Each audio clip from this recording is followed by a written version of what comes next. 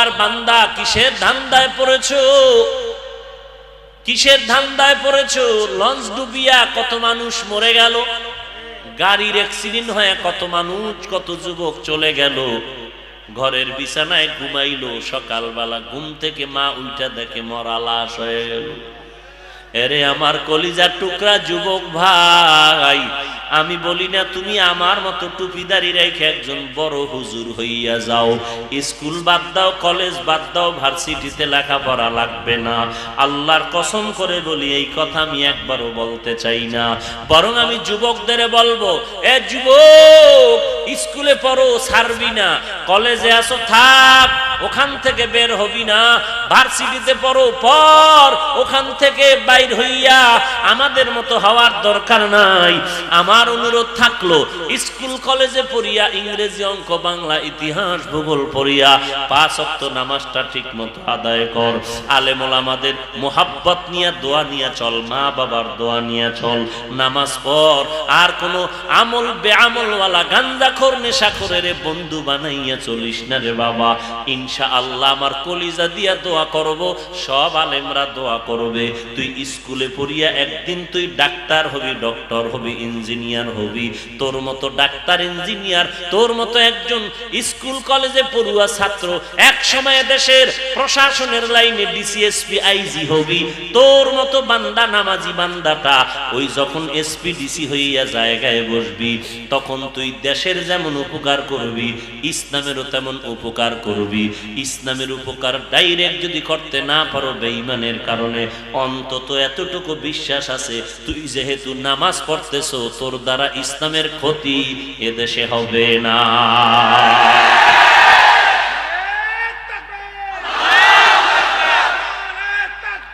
ভাইরা আমার, অনুরোধ করে বলছি রে যুবক ভাই, এইবার বলবে এটা কি সম্ভব যে স্কুল কলেজে পড়বো, নামাজ পড়বো, গুনাহ করব না? বলো। আমি বলবো কেন? তুমি বলো। তোমার মতো যুবক একই ক্লাসে স্কুলে পড়ো, নামাজি যুবক আছে না নাই? তোমার আমার মতো যুবক কলেজে পড়ে, ভার্সিটিতে পড়ে, নামাজ পড়ে, কোরআন তেলাওয়াত করে, এমনকি লম্বা দাড়ি পাগড়ি মাথায় দিয়েও ঢাকা বিশ্ববিদ্যালয়ে ক্লাস করে। মিথ্যা বলিস না, সত্য বল, আছে না নাই? চট্টগ্রাম বিশ্ববিদ্যালয়ে তাকায় দেখ, কুষ্টিয়া বিশ্ববিদ্যালয়ে তাকায় দেখ, ওই যখন বিভাগওয়ারি বিশ্ববিদ্যালয়গুলো নজর করে দেখো, শত শত যুবক ওখানে ক্লাস করে, পাগড়িওয়ালা, 5 ওয়াক্ত নামাজি, দাড়িওয়ালা, আছে না নাই? ও ভাই, তুমি কেন পারবা না? জবাব একটা, আল্লাহর আযাবের ভয় নাই। ওই যুবকের যতই বুঝাও, ও যুবক, তুমি তো কলেজে পড়ো, তুমি তো আমগো ক্লাসে পড়ো, তুমি তো হুজুর না, তুমি তো আলেম না, তো চলো আমরা একটু রমনা পার্কে মেয়েদের সাথে আড্ডা করে আসি। তোমরা সবাই যদি যাও, তোমার ক্লাসের ওই নামাজি যুবক বলবে আমার অসুস্থতা আছে, আমি বড় সমস্যা, আমি যেতে পারবো না। যদি তোরা রাগ করো, তখন এমন একটা ওজর দিয়া চলে যাবে, উদ্দেশ্য ওর মা অসুস্থ না, উদ্দেশ্য ওর অন্তর বড় অসুস্থ। কারণ ও এমন আল্লাহর ইবাদত করিয়া মজা পাইছে, এখন মনে করে ওই গুনাহগার, ওই গুনার আড্ডায় যদি আমি যাই, মনে হয় না জানি আল্লাহর গজব আমার উপরে পড়ে যায়। কার ভয়? ও যুবক, ব্যবসা করো, চাকরি করো, যা করো, 5 ওয়াক্ত নামাজ পড়তে বাধা নাই। একটু চিন্তা করো, বালিশে মাথাটা লাগায় যখন ঘুমাও, বাতি নিবাইয়া দাও, 1 মিনিট চিন্তা করো, আসিলা কই, আসো কই, যাইবা কই? তোমার হায়াত আর কতদিন বাকি জানা নাই। এই জীবনে কত যুবক বন্ধুর জানাজার নামাজের ইমামতি করলাম, কবরে রাখলাম। কত বন্ধু ছিল, আড্ডা দিতাম, আজকে অনেকের খবরও জানি না, মোবাইলও নাই, কোথায় আছে তাও জানি না, দুনিয়াতে আছে নাকি মারা গেছে তাও জানি না। কিন্তু মাঝে মাঝে বালিশে শুইয়া শুইয়া ওই লেখাপড়ার বন্ধুদের আড্ডার কথা মনে পড়ে, আজকে যদি এক জায়গায় হইতাম একটু আনন্দ করতাম। মনে চায় মাঝে মাঝে লেখাপড়ার জীবনে যত আপনজন বন্ধু ছিল সবাই একদিন আমি মাদ্রাসায় দাওয়াত দিব, আমার বাসায় বইয়া একটা রাত্র আড্ডা করব। কিন্তু অনেকের খবর নাই, অনেকের খবর জানি না, বাড়িঘরও জানি না, মোবাইলও নাই। আবার অনেকের খবরও পাই আল্লাহর বান্দা দুনিয়ার জমিনেই জিন্দা নাই। এরে আল্লাহর গোলাম, এই করোনা তোমার জন্য পরীক্ষা, আমার জন্য পরীক্ষা। তওবা করো, অন্তরকে আল্লাহর ভয় নিয়ে গুনাহ ছাড়ো, তওবা করো, চোখের পানি নিয়ে আল্লাহকে ডাকো। ভালো করে মনে রাখিও, তুমি আজকে যেই দলের পিছনে দৌড়াও, যেই ব্যক্তির পেছনে দৌড়াও, তুমি বিপদে পড়লে কিন্তু কবরে গিয়া সহযোগিতা করবে না, হাসরের ময়দানেও না। অতএব ভাইজান, কবরে গেলে তুমি কোন দল করছো জিগাইব ফেরেশতা।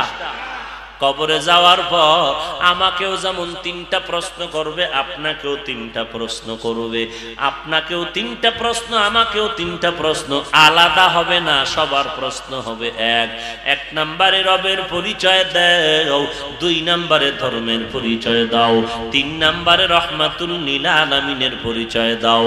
যারা দুনিয়াতে রবের গোলামি করলো, ইসলাম মানলো, নবীর সুন্নাত মানলো, কবরে যাওয়ার পরে তারা জবাব দিবে আমার রব হলেন রব্বি আল্লাহ, আমার রব আর কেউ না, আমার রব হলেন আমার আল্লাহ। আমার ধর্ম কি? জবাব দিবে কবরে গিয়ে আমার ধর্ম ইসলাম।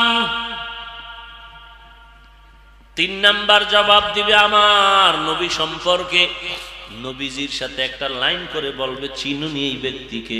নবীর আশেক বলবে তিনি তো আমার মায়ার নবী, যেই নবীকে না দেখা নবীর মোহাব্বতে টুপি মাথায় দিয়েছি। নবীজিকে দেখায় বলবে চিনো। নবীর আশেক সুন্নতের আমলওয়ালা বলবে তিনি তো আমার সেই নবী, যেই নবীর মোহাব্বতে আমি নবীর মোহাব্বতে টুপি মাথায় দিয়েছিলাম। পক্ষান্তরে যারা রবের গোলামি করলো না, ইসলাম মানলো না, নবীর সুন্নত মানে না, অন্ধকার কবরে যখন জিজ্ঞেস করা হবে তোমার রবকে, বলবে লা আদরি, আমি কিছুই জানি না। এরে যুবক, এই অন্ধকার কবরে যখন জিজ্ঞেস করা হবে তোমার ধর্ম কি, বলবে তাও আমি জানি না। কারণ দুনিয়ার মধ্যে সে আল্লাহ মানে না, ইসলামের আমল করে নাই। নবীজিকে দেখায় বলবে চিনুনি, বলে না চিনি না। আর যে আশেক বান্দা জবাব দিবে, আল্লাহ বলবেন জান্নাতের বিছানা কবরে বিছায়া দাও। আর গুনাহগারকে আল্লাহর অর্ডার হয়ে যাবে, ও ফেরেশতা এই বান্দাকে আর সুযোগ দেওয়া যাবে না, কবরের মধ্যে জাহান্নামের বিছানা বিছায়া দাও। আল্লাহ অর্ডার করবে, রে কবরের মাঠে এই গুনাহগারকে আর সুযোগ দেওয়া যাবে না। আমার দেওয়া পানি, আমার দেওয়া মাছ, আমার দেওয়া বাতাস, আমার দেয়া সূর্যের আলো, চাঁদের আলো সব ভোগ করার পর এই বান্দা আমার হুকুম মতো চলে নাই, নামাজ পড়ে নাই, রোজা রাখে নাই, আলেম ওলামাদের কথা শুনে নাই।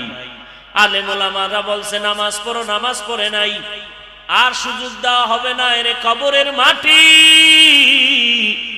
2 পার্শ্ব থেকে সজোরে চাপ দাও, চাপের কারণে বেঈমান নাফরমানের পাজরের হাড় চুরমার হয়ে যাবে। কবরে জাহান্নামের আগুন প্রজ্বলন করা হবে, একটা নয়, দুটো নয়, 70টার থেকে 99টা সাপ।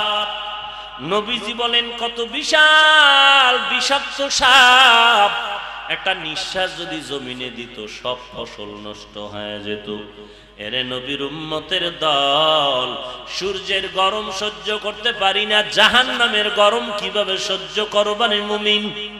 একটা চিমটি কাটলে ব্যথা পাই, সইতে পারি না, ফেরেশতাদের ওই ব্যত্রাঘাত কেমন করে সহ্য করে নিবারে মুমিন ভাই? আল্লাহর দরবারে তওবা করো, এই লকডাউন আমাদের জন্য পরীক্ষা, গুনাহের কারণে আসছে। আল্লাহর দরবারে বিনয়ের সাথে তওবা করো, হে আল্লাহ এই জমিনে আমার মতো গুনাহগার কেউ নাই। আমার গুনার কারণে আমার সন্তানেরা কষ্ট পায়, আমার গুনার কারণে আমার মা বাবা কষ্ট পায়, আমার গুনার কারণে এলাকার মানুষ, সমাজের মানুষ কষ্ট পায়। আয় আল্লাহ, আমি শয়তানের ধোকায় পড়ে গুনাহ করেছি, মেহেরবানি করে আমাকে মাফ করে দেন। আজকে থেকে নামাজ ছাড়বো না, বেপরদায় চলবো না, নবীজির সুন্নতের বিপরীত চলবো না, মা বাবাকে কষ্ট দিব না, সহিভাবে কোরআন তেলাওয়াত করব, 5 ওয়াক্ত নামাজ আমি আদায় করব। ও দয়ার মালিক, আজকে থেকে আমি তওবা করে নিলাম, আর আমি গুনাহের কাছেও যাব না। এরে আল্লাহর বান্দা, তুমি আমি কি পরিমাণ অপরাধ করেছি। চোখ দুইটা বন্ধ করে একটু পেছনের জীবনের দিয়ে তাকাও, মনে হয় যেন এই ময়দানে আমার মতো অপরাধী গুনাহগার আর কেউ নাই। আল্লাহ বলেন, এরে গোলাম, এই গুনার খবর যদি আমার আত্মীয় কেউ জানতো, আমাকে ঘৃণা করে তাড়ায় দিত। আল্লাহ বলেন, এরে গোলাম, আমি জানার পরও তোমাকে তাড়ায় দেই নাই। আমি আল্লাহ তোমার উপরে বেজার না, আমি আল্লাহ তোমাকে মোহাব্বতের নজরে তওবার পথে ডাকতেছি। আমি আল্লাহ প্রতি রাত প্রথম আসমানে এসে ডাকি, ও বান্দা কার কি দরকার, আমি আল্লাহর দরবারে চাও। অতিও গভীর হয় রজনী যখন, নীরবে প্রভুর নাম জপিও তখন। প্রভুর করুণা যদি পাইবারে চাও, গভীর রাতে উঠে প্রভুর গুণগান গাও। ওই গভীর রাতে আল্লাহকে আল্লাহ বলে ডাকো। এরে নবীর আশিক, এমন একজন নবী, এমন একজন সাহাবী জমিনের মধ্যে পাবেন না যারা বেশি আমল করলেন, নামাজ পড়লেন, এরপরও কান্না করেন নাই। যত আল্লাহওয়ালার ইতিহাস আপনারা শুনেন, একজন আল্লাহর ওলি পাবেন না যে কান্না করে নাই, অথচ তাদের আমল বেশি, কান্না বেশি, জিকির বেশি, তেলাওয়াত বেশি। আর আপনার আমার তো কোনো আমলই করি না, যাও করি তা মানুষকে দেখানোর জন্য। আপনার আমার নামাজ তো নামাজের মতোই হয় না, এরপরও কি পরিমাণ কান্না দরকার, অথচ চোখে পানি নাই। কেউ যদি কান্না করে আমরা হাসি তামাশা করি, ঠাট্টা করি, অথচ আল্লাহ বলেন বেশি বেশি কান্না কর, নবী বলেন বেশি বেশি কান্না করো। এক ফোঁটা চোখের পানি যদি ফেলতে পারো, আল্লাহর নবী বলেন জাহান্নামের আগুন হারাম হয়ে যাবে। অতএব কান্না যদি না আসে, আল্লাহর কাছে তৌফিক চাও, হে আল্লাহ কান্নাওয়ালা চক্ষু দান করেন। আয় আল্লাহ, আপনি আমাকে মাফ করে দেন, আমি আর অপরাধ করব না, আর জীবনে মা বাবাকে কষ্ট দিব না। আমার হাত গুনার কারণে না পাক, আমার গুনার কারণে চোখ না পাক, আমার গুনাহের কারণে জিহ্বা না পাক, আমার গুনাহের কারণে আমার অন্তর না পাক। ও আল্লাহ, আপনি জানেন আর কেউ জানে না। আজ আমি আপনার কাছেই ক্ষমা চাইতেছি, মেহেরবানি করে আমাকে মাফ করে দেন। আর গলায় ছুরি আসলেও নামাজ ছাড়বো না। আল্লাহর কাছে তওবা করো, হেদায়েত চাও। কয়দিন আর দুনিয়াতে বাঁচবো, কোন দিন মরণের ডাক এসে যাবে বলা যায় না। আল্লাহর কাছে তওবা করো, আল্লাহ জীবন থাকতে আর কোনোদিন নামাজ ছাড়বো না, নবীর সুন্নাত ছাড়বো না। ও আল্লাহ, আমাদের সবাইকে আপনার মুহাব্বত নিয়ে নবীর তরিকায় চলার মতো তৌফিক দান